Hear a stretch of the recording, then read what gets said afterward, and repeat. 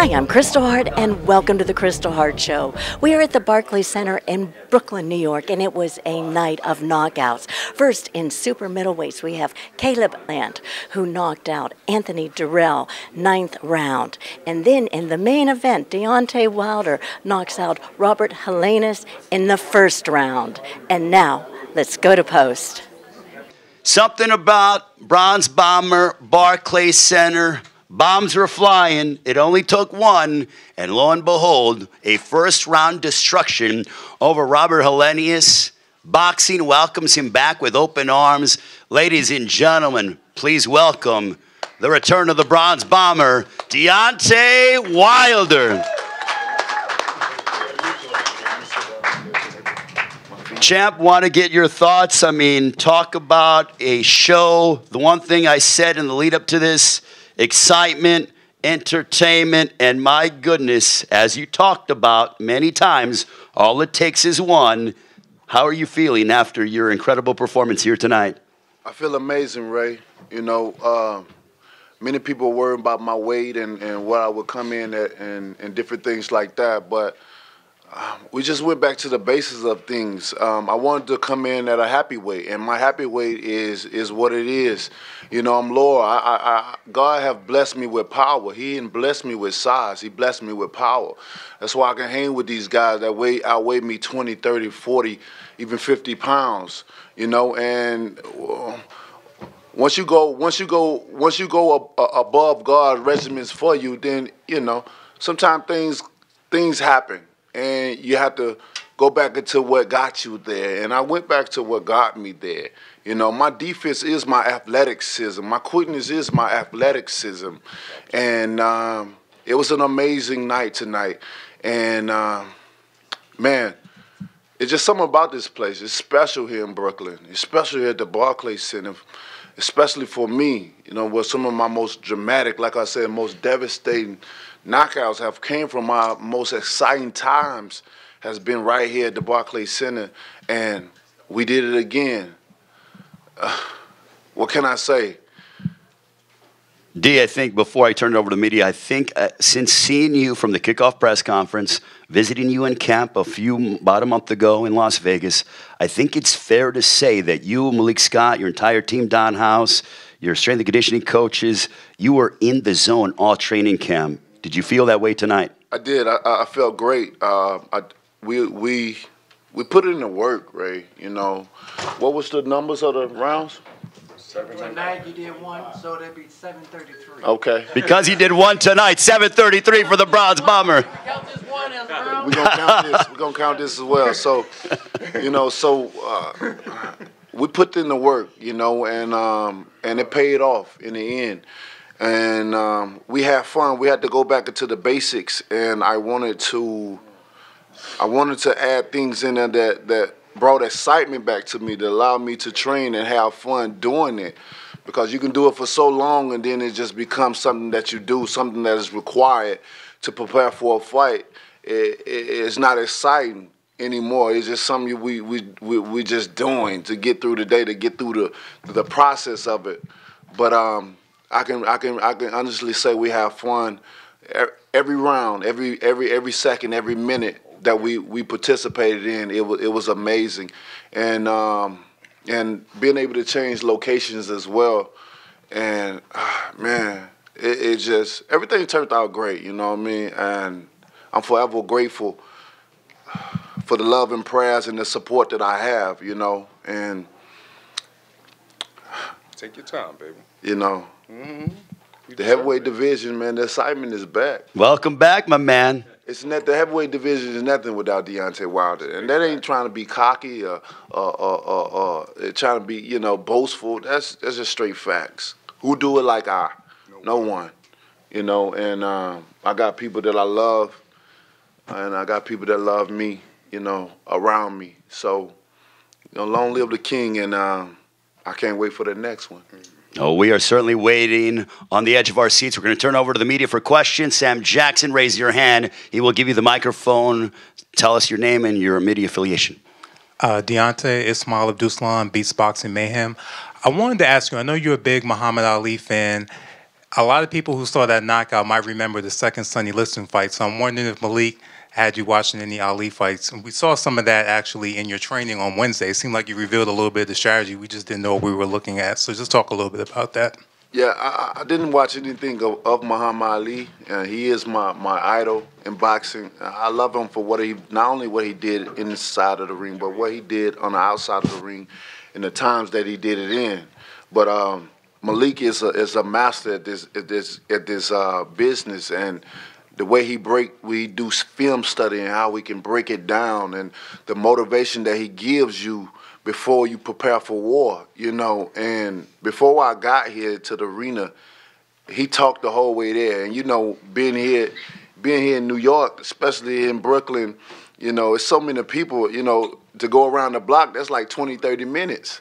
And he talked the whole time there, and you know, but I love it though, because that allows me to know how passionate he is about his job, how passionate he is about the business, and how well he want to see me do while I'm still here. Like I said, I only have 3 years, and I think starting of my 3 years is a great start, and I'm looking for more. I'm ready for the best of the best, and I'm just picking up where I left off at. So, Deontay, next week is your birthday. Happy early birthday to you. But also, speaking of birthdays, it is Malik Scott's birthday as well. Your trainer, happy birthday, Malik Scott. Talk about a birthday gift that you were able to see. So, Deontay, you gave him a nice birthday gift tonight. His mother's birthday is coming up, and my mother's birthday is coming up. Well, happy birthday to your mothers. The same day as his mother's, and his birthday is the same day as my mother's. Wow. It's crazy. Talk about the synergy and the energy, guys. Man. Absolutely. I love him to death. He's the most dynamic fighter in the history of the sport. And I'm someone saying that it's not coming from gossip. I'm going off of what I've seen times before I was born. There's not a fighter that could do everything in the world that Deontay Wilder can do. And what you guys seen tonight was him buy into a serious game plan. You know how hard it is to make a killer like this say, no, we're going to bring guys to you. All he's been doing is hunting guys. So what we did was, no, I'm gonna show you how he used to knock guys out before. He didn't do nothing new in that ring that he didn't do before. I'm not just Deontay's head trainer. I'm his great reminder. So if I'm telling him to do something, I'm saying, you used to do that a lot. He used to use his back foot a lot just for defense. Him putting his high hand up like this is a buffer. Guys have to get through this to get through this to get here. By the time they get to here, their life is on the line. Literally. And you seen what happened today. I'm so proud of him. And Come on, bro. Love you, baby. Come on up here, Joe. Come up here too. Love you too, baby. Another question from the media. If you have questions, Joe Santaquillo, I'll get to you in a few moments. Sorry about that. Or Malik, if you want to. I'm so happy you got that done, brother. All the hard work, the training. I watched this dude limp to the gym, go to the track, be in the mood, be stubborn, still get the work done, have an attitude, still get the work done. I'm constantly talking to him about boxing, showing him film stuff. He like, bro, I seen it. You still got to see it again. Like, you know. And it just feels good to see someone you love so much. And I'm so compassionate, not just about boxing, about Deontay. So it just felt so good, you know, for you guys to see what I'm talking about. And he did that backing up. He did that tonight backing up. He did that setting traps, having tons of humility. The best heavyweight in the world and the most dynamic fighter in the history of the sport. If he wasn't my brother, I would still say that. I'm telling you guys what I know from what I see, not what I think from gossip or from, no, this is the best right here, the best. Inside and outside. More questions from the media? Go ahead, Keith Eidick from Boxing. Jeez, I love you, man. Deontay, based on what they saw tonight and the message that you delivered, how difficult do you expect it to be to get the top heavyweights like Usyk and those guys to want to fight you? I think it's going to be very difficult. You know, I'll be very surprised if he stick to his word. You know, I'm a man of my word. I abide by principle, morals, and goal. They said if you don't believe in something, you'll fall for anything. And I believe in something, you know. And the last champion that came to a fight that said he would give me a fight, he went the other way after a devastating knockout. You know what I'm saying? We talking about Joseph Parker. You know, so we'll see what happens. And I'm a keep Usyk to his word. You know, we will be calling his team, you know, and whoever his handler is, and we're going to see what's up. And if he a man of his word, what a hell of a fight it would be. It's a great fight. Usyk and Wilder, sign me up for that. More questions from the media. Hey, what's up, Deontay? This is Najee from Cigar Talk. What's going on, brother? So, blessings. Man, great fight tonight. I want you to elaborate just on what Malik said. I mean, like he said, you're a come-forward fighter. We've seen that historically. Today, you fought on the back foot. How hard was that, or difficult at all, for you to implement that game plan? It's not. I mean, just like he said, it's something that I've been doing. It's nothing I've done tonight was new. It's nothing. You know, we just went back to the basic fundamentals of what got me here in the first place. You know, you can travel the world, you can fight against so many different styles to the point you start picking up styles and stuff. That's just like a language. When you go to a certain country, you stay there long enough, you're gonna pick up and you're gonna learn. You know what I'm saying? You're gonna take away. So I've sparred so many different guys and stuff. I've picked up certain things and applied it to fights when I should have just stuck with what I know. You understand me? And I had to break it back down. I had to go back with what I know. Like I said, my defense is my athleticism. And we all know that. You know, that's when I get my most devastating knockouts. And we seen that tonight. So, you know, I just thank God for allowing me to have the mindset to, like you say, you know what, I put certain things in my team hands, along with, you know, I'm hands-on with a lot of things. I'm the head of a lot of things, but certain things I put in their hands because great minds think alike, you know, and I don't know it all, but in life I love learning. That's why they're saying you can't teach an old dog a new trick. That's a lie. That's a lie. And anybody that believes that then may go up with you. Mm-hmm. You know what I mean? Because if you know it all, then what's life? What we living for? If you think you know it all, why you can't teach an old dog new tricks? You know what I mean? And so, you know, I'm thankful for the guys that I have around me, and it's just a blessing to be able to do what we've been practicing, what we've been working so hard for, and to bring it here to the Barclays Center for a devastating knockout and a great night. And then, you know, Caleb Plant got his knockout, and then followed behind me. Everybody can go home and party. Before we get to the next question, Joe Santaquilo, you have something to go ahead and give Deontay Wilder. We have a present, a belt, another present for Deontay Wilder. Let's go ahead and, Joe, if you want to go ahead and present the title real quick and get on the mic. What is this, Joe? That's the BWAA Fight of the Year belt. Oh, man, blessings. So I'm really, though, I'm the guy that picks up the trash here. I just wanted to well, there's a bathroom in there. I'm the president of the Boxing Art Association, and every year we award this belt to the Fight of the Year. You notice whose name's up top, right? Yes, indeed. Right, and as we spoke a couple days ago, right? Yeah, man. There were no losers last October. You know, when you and I spoke about that. Yes, sir. So you showed great courage in that fight. You showed great determination, and obviously we see the polished product today. And I knew your trainer when he was thin. So here we go. My man. Let's give it up to Deontay Wilder, the Fight of the Year last year. Thank you, guys. Thank you so much. More questions from the media. Deontay right over here. The back. Yes, sir. Kosi, King, Marcus Hayes, Fight Hub TV. Deontay, at the moment when you land that big eraser right hand and you see your opponent going down, exactly where does your mind go and what are you thinking about in those moments? When I hit him, as you can see, I was going for another one, you know, and it was so fast. It was fast for me.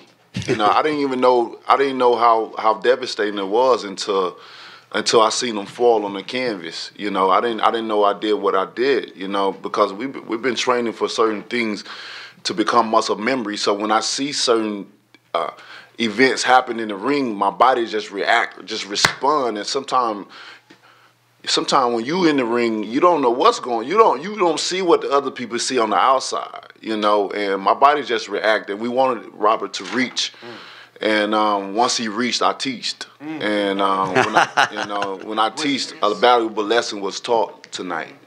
So the heavyweight division is on check. He was down for quite a bit of time. At what point does your jubilation turn into concern for your opponent? Man, my only concern is well, I always have concern for all fighters. You know, I'm a big advocate for fighters because, like I always say, we get done wrong. This is not a sport. A sport is something you play. You don't play this. And we risk our lives for you guys' entertainment. And I speak that forever, you know, but when you have a relationship with a man, you know, when you love a man, you know, when you build a friendship with another man, although he's thousands of miles away from where I am, you know, when you see things like that, man, you want to come to the aid. You know, I wanted to come to the aid, but they wouldn't let me, and I understood because he needed space. But you know, my heart goes out to him, and I hope he's doing okay. He can be able to go back to his family because this is a tough business that we're in. That's why I tell people you gotta respect all fighters. You know, people always go about worrying about records and all this, he lost or he's a bum and all that. Well, you get your bum ass in there then. And let's see who's the bum, really. Because you don't play this. You can't play this. So we demand respect at all times. Every fighter that step in the ring, I don't care what the record is. I don't care who they are or where they come from. It demands respect because if not, then you see things like that happen. And then that's a good, yeah, it's a great knockout. It's devastating, making history and stuff like that. But how much that man gonna suffer? He may be all right now, a little bit, but what about the next day? What about 2 weeks from now? What about a month from now? Maybe years from now? And we seeing what happened. Look at Cologne. Talking about Pritchard Cologne. Richard Cologne. There's Pritchard Cologne. Yep. Correct. This man ain't have no kids. Man,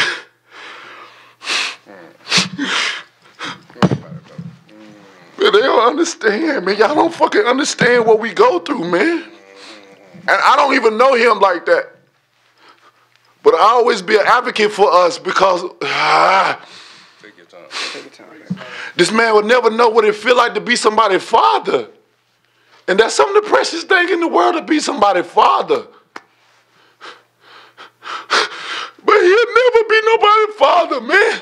This man will never have a natural childhood ability of living again because he got in the ring to support his family. But now, his family got to take care of him for the rest of his life. He probably would have been the breadwinner of his family. And now they seeking for help and shit like that. I can say so much about it. That's why you can't play this. This is serious. We don't know is Robert going to be the same after this. I just did a job. I'm great at what I do. I don't mean to take people away from that lifestyle of living. I'm just trying to support my family as well. This is what we signed up to do. And unfortunately, there's a winner and there's a loser, and sometimes it's a draw.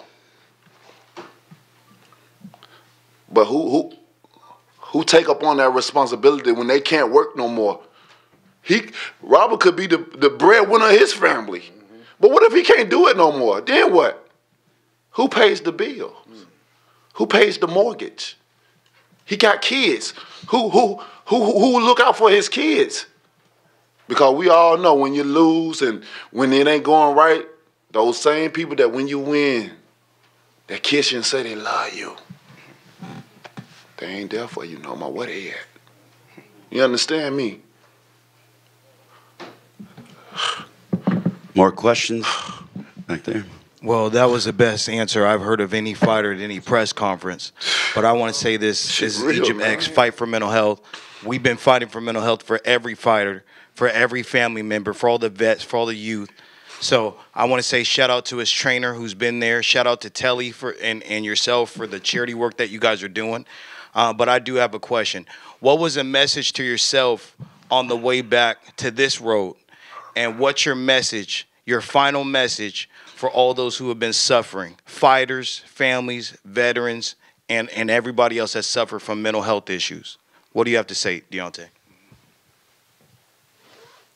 I mean, I know what I'm capable of doing, you know. We always go back to when my grandmother, you know, when I was young, she told I was anointed by God. You know, she said, God kind of trying to use you. And this after me beating up another kid in school to get suspended. Not because I looked for trouble, but trouble always found me. You know, and I had to defend myself. Although my father was a pastor, he taught, don't let nobody do you wrong. Watch out for your sisters and your brothers. You protect yourself out here. It's a cold world out here. So I always had to protect myself, you know. And I'm good at what I do. I'm great at what I do. Like I always say, we all have greatness in us, for it's only determined by service. All you got to do is get up and apply that service. And some people don't even want to take the time to do that. They rather sit around and talk about the next person or the next person, but you're wasting fucking time in this world. Because the inevitable following us, you don't know when you're going to go. And you just sit around and talk about the next person, and worry about what they got or what they doing, and you ain't even in a position to even talk. So how can you talk? You wasting time. So do something for yourself. A lot of us fighters go through a lot of things. But you know how it is. You don't supposed to cry because that show weakness, right?